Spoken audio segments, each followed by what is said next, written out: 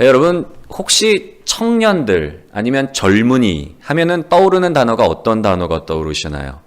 청년 그리고 젊은이 어떤 단어가 떠오르세요? 열정 또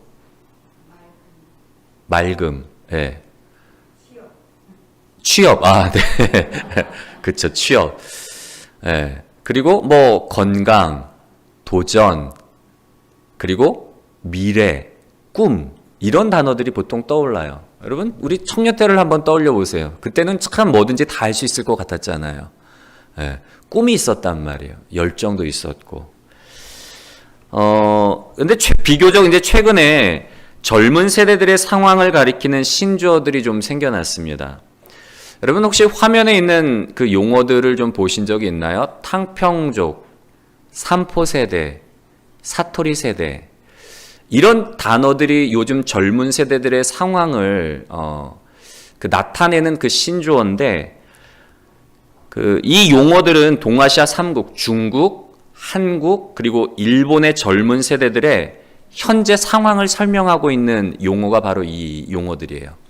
탕평족 같은 경우에는 그 한자로 바닥에 눕는다라는 그 의미가 있는데 아무것도 하지 않은 채 살아가는 중국 젊은 세대들을 가리켜서 탕평족이라고 이야기를 해요.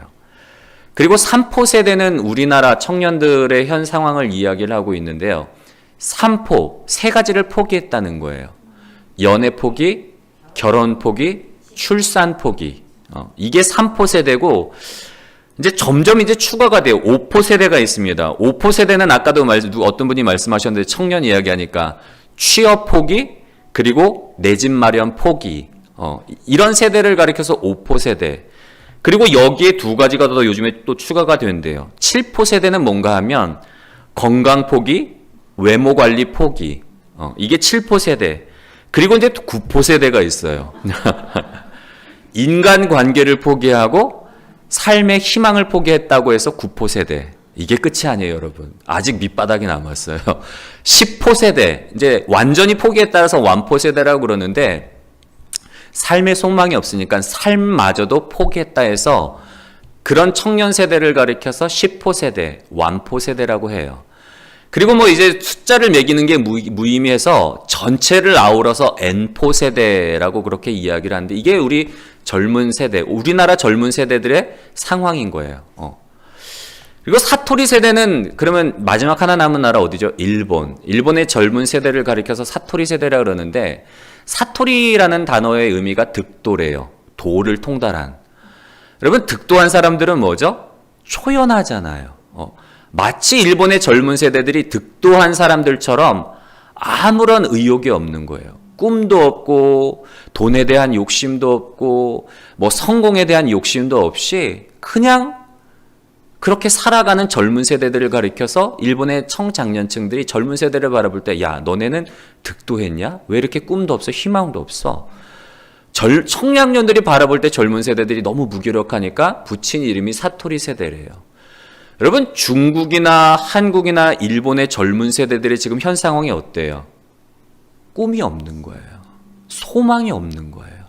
우리나라만의 문제가 아니라 이게 정말 심각한 문제인 거예요.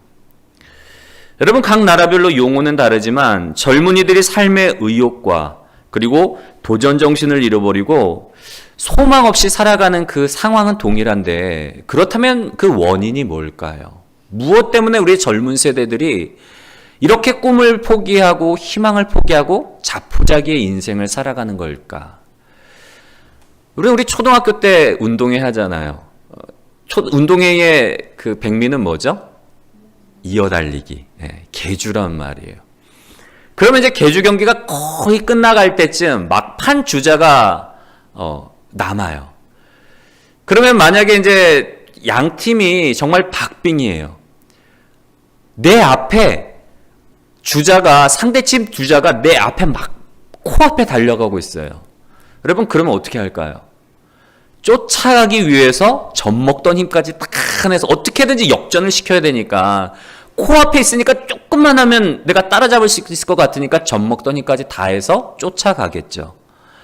근데 만약에 막판 주자가 내 상대방 주자가 코앞이 아니라 거의 한 바퀴 이상 차이가 나면 어떻게 될까요?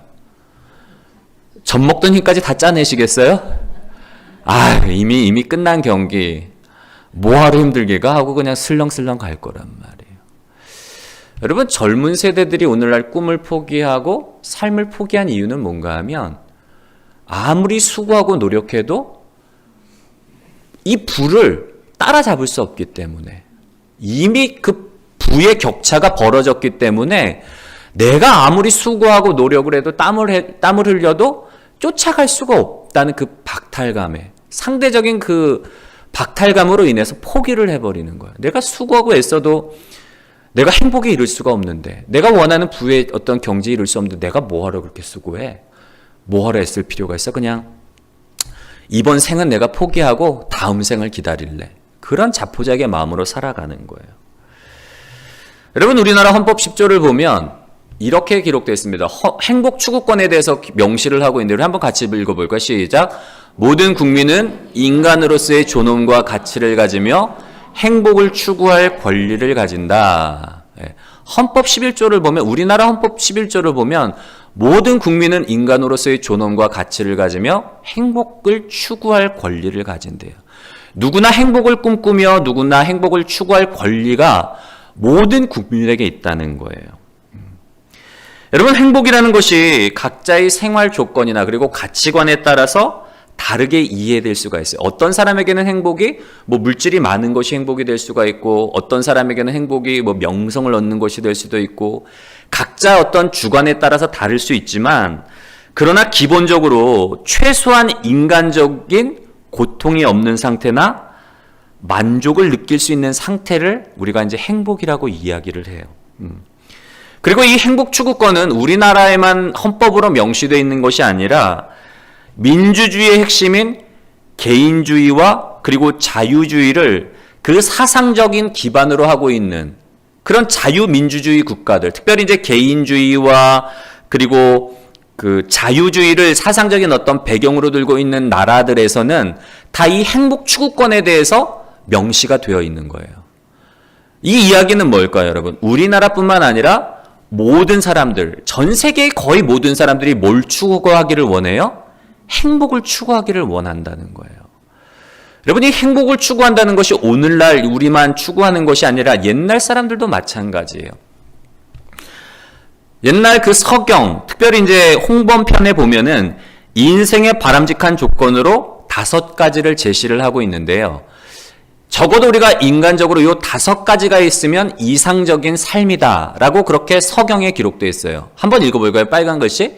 수, 부, 강령, 유호덕, 고정명. 수는 뭐죠, 여러분? 장수. 부는 부귀영화.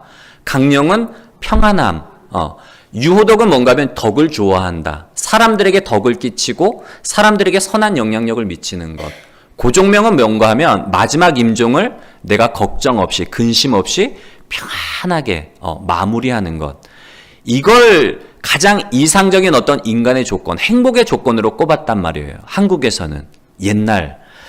그리고 헬라 문화권에서는 행복을 3가지로 조건을 꼽았는데 뭔가 하면 한번 읽어볼까요? 첫 번째, 훌륭한 자식을 두는 것. 2번째, 물질적으로 부유한 것. 3번째, 지혜가 특출한 것. 헬라는 철학이 발달하다 보니까 특별히 이제 지혜와 관련해서 지혜가 특출할 때에 행복을 느낀다. 그렇게 이제 생각을 했다는 거예요. 훌륭한 자식을 두는 것, 물질적으로 부유한 것. 오늘날 우리도 어떻게 보면 공감하잖아요. 여러분, 이 행복을 보면은 오늘날뿐만 아니라 옛날 사람들도 행복하기를 원했던 거예요. 그리고 옛날 사람들이 추구했던 어떤 행복의 조건들이나 오늘날 우리가 바라는 행복의 조건들이 별반 다르지 않음을 알 수가 있어요. 여러분, 보통 세상 사람들이 추구하는 행복의 조건들은 뭐에 기반을 두고 있을까요?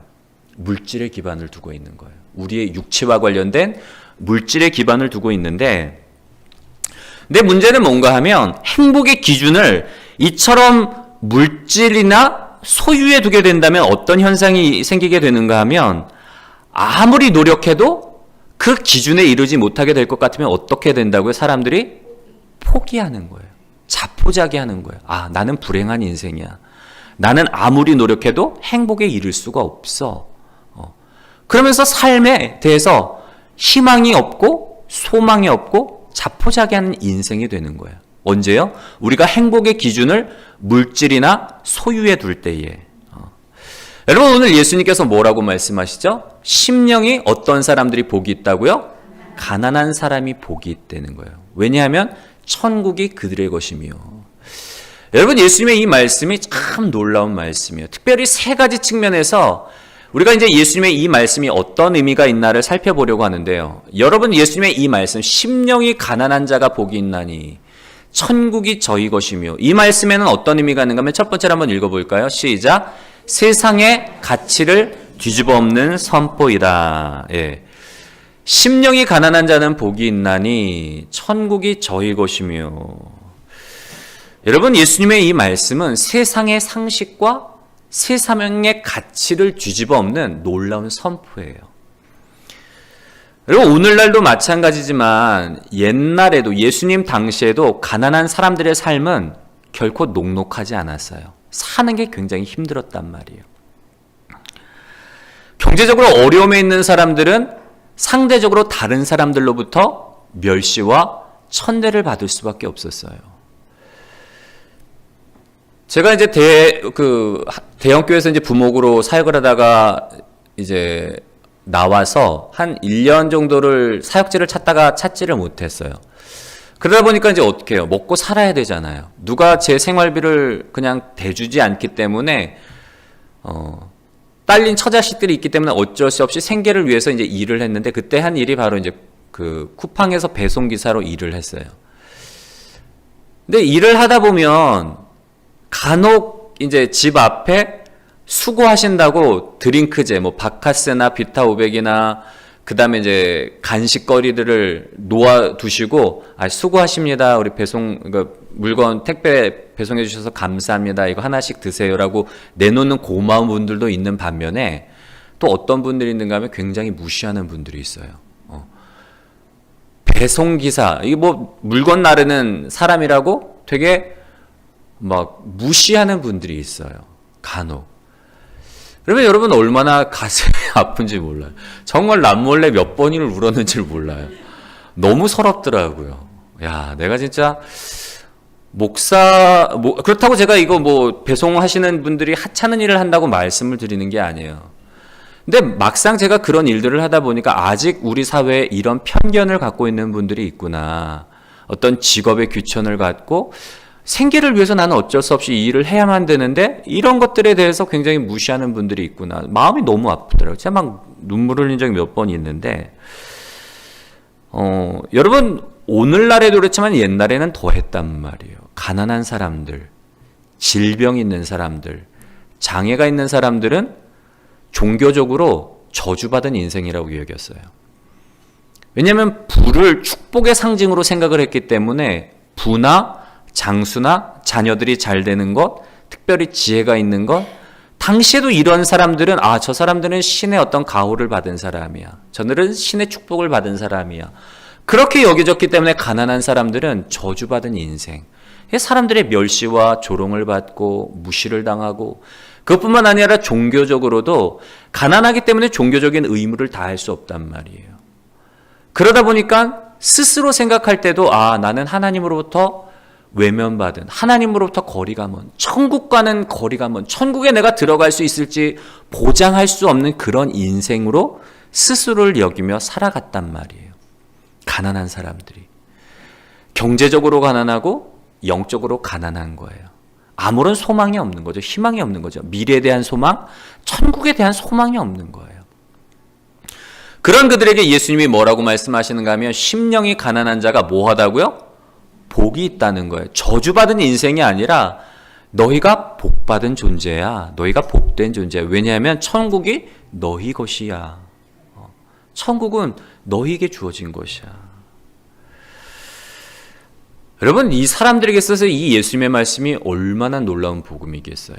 날 때부터 소경되었던 사람, 이 사람 저주받은 인생이잖아요. 제자들이 그 앞에서 뭐라고 물어보죠? 예수님, 이 사람은 날 때부터 소경된 사람인데, 그러면 이 사람의 이 문제는 누구의 죄 때문입니까? 이 사람의 부모가 잘못해서 그 죄를 이 사람이 감당하는 겁니까? 아니면 이 사람이 어머니 태중에 있을 때에 무언가 하나님 앞에 범죄를 해서 이 사람이 저주를 받아 소경으로 태어났습니까? 여러분 그렇게 말했단 말이에요. 제자들도. 가난, 질병, 장애에 대해서 저주라고 생각을 했던 그 시대에 예수님이 뭐라고 말씀을 하시는가 하면 누구의 잘못도 아니고 이 사람을 통해서 하나님의 영광을 나타내려 함이니라. 여러분 이 소경한테 있어서 그 예수님의 그 말씀은 복음 중에 복음이에요. 이제껏 자기는 어려서부터 친구들로부터 손가락질 당하고 저주받은 인생이고 죄인이라고 너 죄인이야. 너 죄 때문에 니네 부모 죄 때문에 너 그렇게 태어났어. 당연히 스스로도 그렇게 여겼던 사람.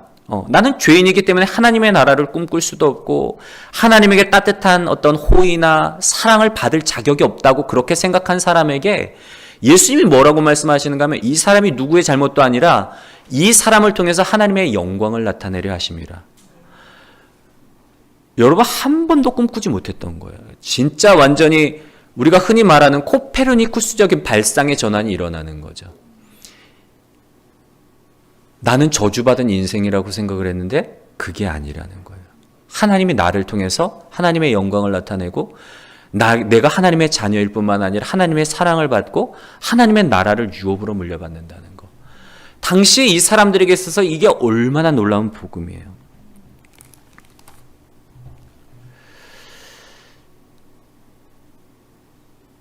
여러분 예수님의 이 말씀을 듣고 믿음으로 받아들인 사람들에게는 그 순간이 어떤 순간이 되는 거예요? 인생 대역전의 순간이 그때부터 펼쳐지는 거예요. 누구에게요? 예수님의 그 말씀, 놀라운 말씀을 자기는 생각지도 못했던 꿈꾸지도 못했던 그 놀라운 말씀을 듣고 믿음으로 받아들인 사람들에게 그 순간 인생의 역전이 일어나게 되는 거예요. 똑같은 말씀을 들었지만 여러분 만약에 아유 그럴 리가 없어. 아유 나 같은 사람이 뭐 아유 아니야. 예수님이 잘못하실 거야. 여러분 어떻게 될까요 그러면? 그 사람은 그냥 그대로 아무런 소망 없이 희망 없이 살아갈 수밖에 없는 거예요. 근데 예수님의 그 놀라운 소식을 듣고 진짜 정말 나에게도 그런 일이 가능하단 말이야? 라고 믿음으로 받아들인 사람은 여러분 삶이 바뀌는 거예요. 사랑하는 성도 여러분, 아무런 소망이 없고 그리고 저주받은 것 같은 나의 인생에 예수님이 들어오신 순간 나의 삶 가운데 우리의 삶 가운데 놀라운 대반전이 놀라운 대역전이 이미 일어나심을 믿으시기를 주님의 이름으로 간절히 소원합니다.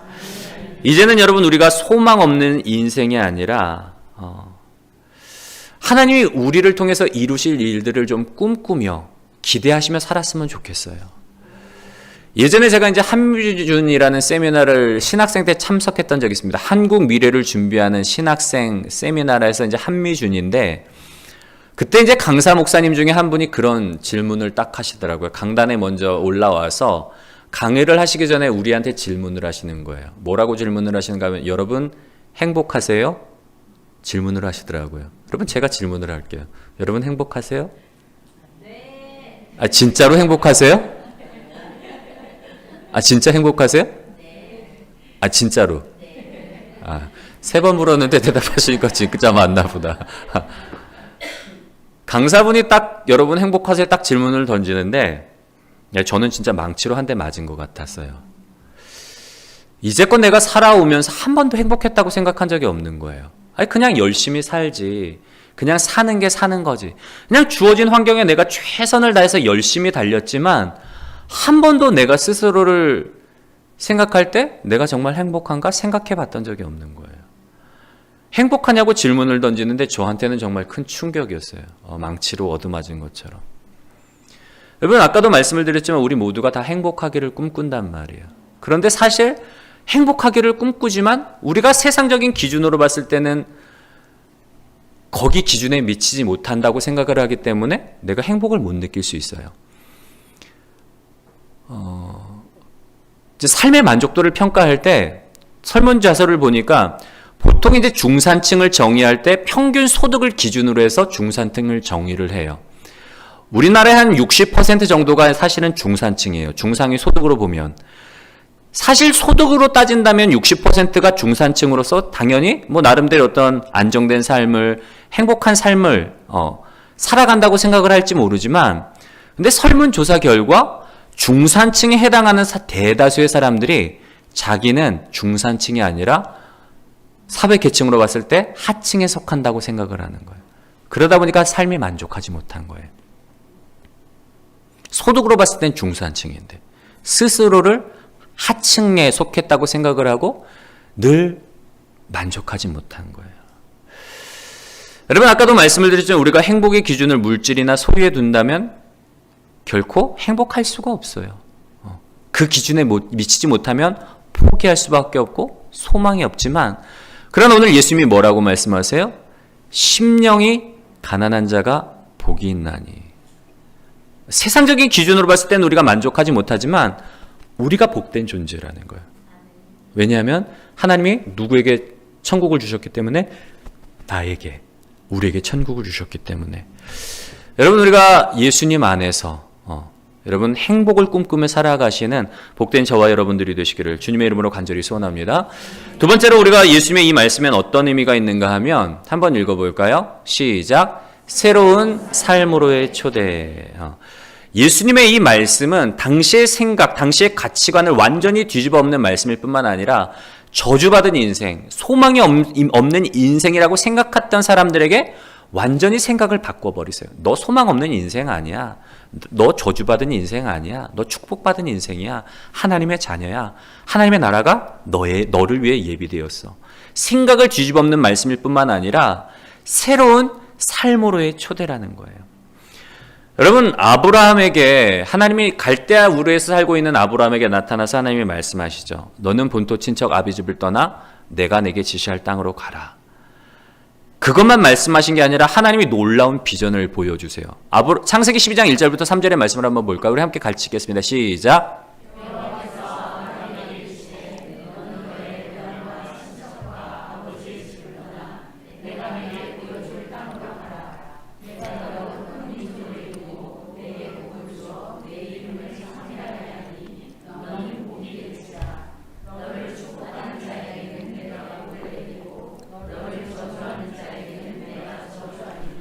땅의 모든 족속이 너로 말미암아 복을 얻을 것이라 하신지라. 아멘. 하나님께서 너는 본토 친척 아비 집을 떠나 내가 내게 지시할 땅으로 가라 말씀하시면서 보여주신 비전은 뭔가 하면, 만약에 너 내 말 따라서 내가 지시하는 땅으로 가면 어떻게 된다는 거예요? 너는 복이 될 것이래요. 복의 근원. 복의 근원이 될 뿐만 아니라 세상의 모든 민족이 너로 말미암아 복을 얻게 될 것이라는 거예요. 여러분, 아브라함이 하나님의 말씀을 따라서 본토 친척 아비 집을 떠나는 일이 쉬웠을까요? 아니면 어려웠을까요? 여러분이라면 어땠을 것 같아요? 다시 한번 생각해 보세요. 쉬웠을까요? 어려웠을까요? 아니, 다시 한번 생각해 보시라. 쉬웠을까요? 어려웠을까요? 진짜 어려웠을 것 같아요. 여러분은 모르겠지만 저는 쉬웠을 것 같아요. 왜냐하면 비전이 있잖아요. 너는 복이 될 것이다. 세상의 모든 민족이 너로 말미암아 복을 얻게 될 것이다. 여러분, 이거 얼마나 놀라운 축복이에요. 저는 아브라함이라면 이 약속의 말씀을 듣는 순간 가슴이 막 뛰었을 것 같아요. 여러분, 하나님이 딱 나타나셔서 너 복받게 될 거야. 너 수천억의 자산가가 될 거야. 그리고 너에게 주는 수천억의 재산, 수조라 그러죠. 수조 원의 재산을 가지고 너 세계를 돌아다니면서 많은 사람들을 살릴 거야. 여러분, 하나님이 딱 나타나서 그 말씀하시면 아멘 하시겠어요? 아니면 노멘 하시겠어요? 당연히 아멘이죠. 할렐루야! 아멘! 말씀대로 될 줄로 믿습니다. 그렇게 안 하시겠어요? 하나님이 직접 나에게 나타나서 그 말씀을 하신다면 가슴이 뛰는 정도가 아니라 저는 흥분돼서 잠을 못 이룰 것 같아요. 그냥 가라는 게 아니잖아요. 분명한 비전을 보여주시잖아요. 너 복이 근원이 될 거야. 세상의 모든 나라들이 너로 말미암아 복을 얻게 될 것이야.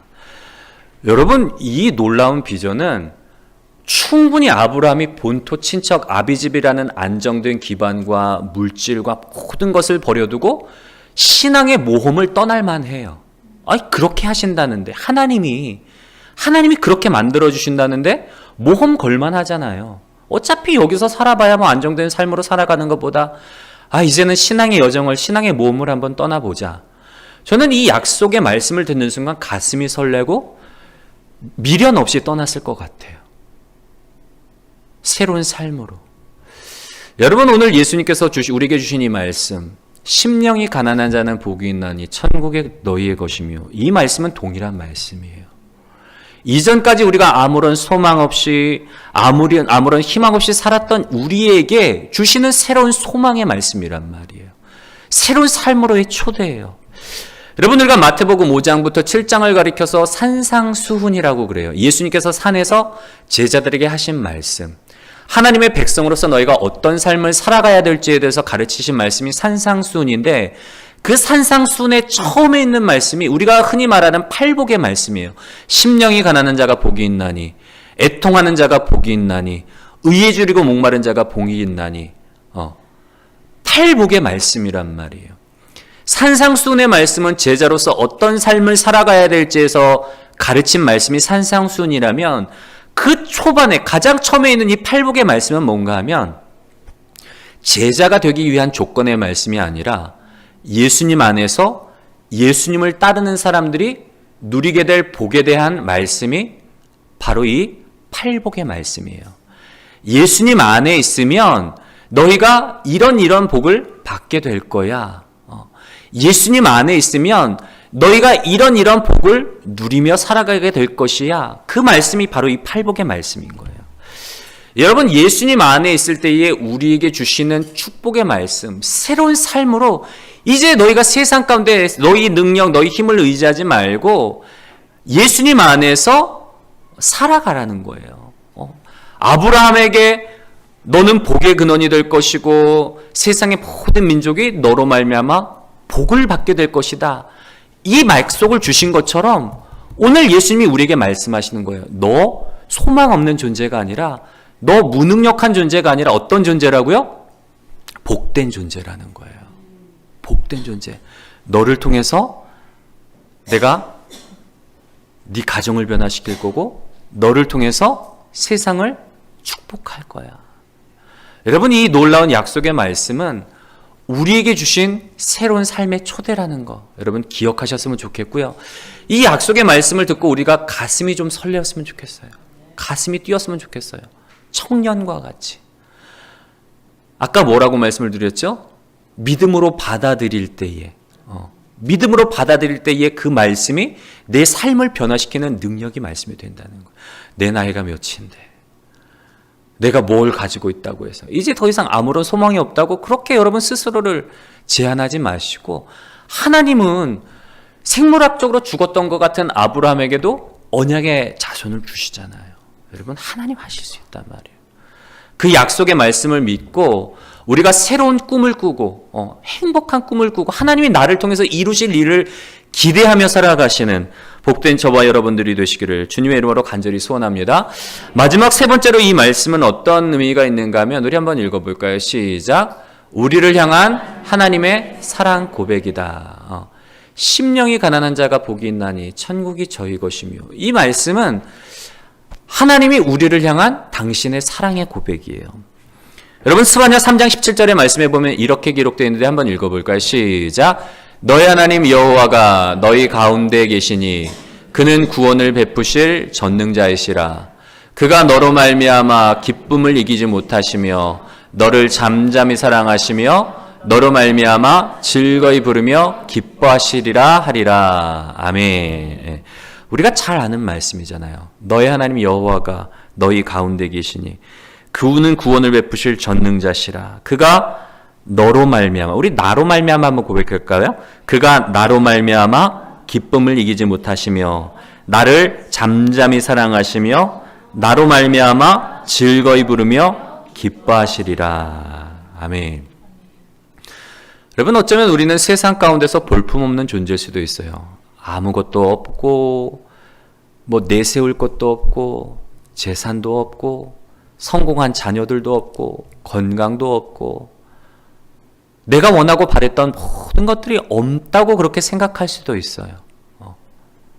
그런데 정말 세상에서는 아무짝에도 쓸모가 없는 돌, 버려진 돌, 그 돌들을 하나님께서 들어서 너무 바라보시면서 기뻐하는 거예요. 세상 사람들은 다 버린 돌이지만 하나님께서 예수님을 통해서 성전의 모퉁이 돌이 되게 하신 것처럼 오늘 하나님께서 우리 각 사람을 바라보실 때 그렇게 바라보시는 거예요. 사랑스러워서 어쩔 수가 없는 거예요. 어찌할 바를 모르는 거예요. 너무 기뻐하는 거죠. 하나님이.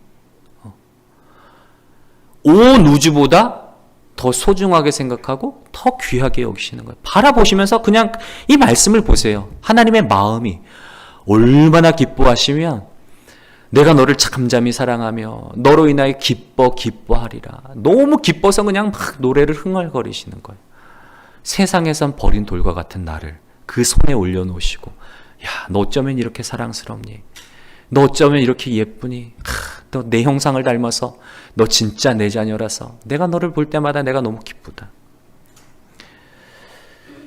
여러분, 사랑에는 참 놀라운 힘이 있어요. 사람을 변화시키는 힘이 있는데, 제 자랑이 아니고요. 제가 청년 때 전도사 사역할 때 저를 좋아했던 자매들이 꽤 많이 있어요. 믿거나 말거나 저 좋다고 쫓아다녔던 자매들이 좀 있어요. 근데 이제 그 자매 중에 하나가 어떤 자매가 있는가 하면, 이 자매는 그냥 보면은 그냥 우울해요. 그냥 얼굴에 우울이 그냥 묻어나요. 늘 하면 그냥 울고, 뭐 조그만 하면 그냥 톡 건드리면 그냥 막 울고. 이런 자매가 이제 그 자매가 이제 저를 좋아하는데 저는 마음이 너무 부담되는 거예요. 너무 우울하니까. 남자들이 그렇잖아요. 이왕이면 발랄하고 이왕이면 잘 웃고 같이 있으면 행복한 그런 자매를 원하지, 그냥 같이 있으면 그냥 우울해지는 자매, 그냥 늘 머리 위에 구름이, 이만한 구름이 있어서 그냥 먹구름이에요. 바라만 봐도 저도 우울해져요. 그러면 함께 하고 싶어 하겠어요? 아니잖아요. 그래서 저도 모르게 그냥, 다른 자매들도 이렇게 제가 마음을 열어주진 않았지만 우리 아내를 위해서 그 자매에게도 마음을 열지 않았어요. 근데 오래 있다가 이제 저는 이제 서울에서 이제 사역하다가 이제 오랜만에 이제 내려갔다가 그 자매를 이제 우연히 봤는데, 이 자매가 이제 결혼을 했어요. 참 건실한 청년과 결혼을 했죠. 이 자매를 너무 좋아하고 사랑하는 청년을 만나서 이제 결혼을 했는데, 오랜만에 봤는데 사람이 변해 있더라고요. 옛날에는 정말 우울 그 자체였는데 지금은 얼굴에 웃음이, 그때는 이제 얼굴에 웃음이 떠나지 않는 거예요. 제가 진짜 깜짝 놀랐어요. 아니, 사람이 어떻게 변해도 저렇게 변할 수 있을까? 완전히 180도 달라진 모습을 보면서 제가 그때 깨달은 게 뭔가 하면, 야, 정말 자기를 사랑해주는 남편을 만나서 살다 보니까 저렇게 변할 수가 있구나. 그 청년이 정말 이 자매를 너무 사랑했거든요. 그러니까 남편의 사랑을 받다 보니까 그냥 웃음이 떠나지 않는 거예요. 제가 진짜 깜짝 놀랐어요. 어떻게 사람이 이렇게 변할 수가 있지? 이렇게도 변할 수가 있구나. 언제요? 나를 사랑해주는 사람을 만나고 그 사랑을 받을 때. 여러분, 하나님이 우리를 바라보면서 그렇게 사랑해 주신단 말이에요. 중요한 건 반응이에요.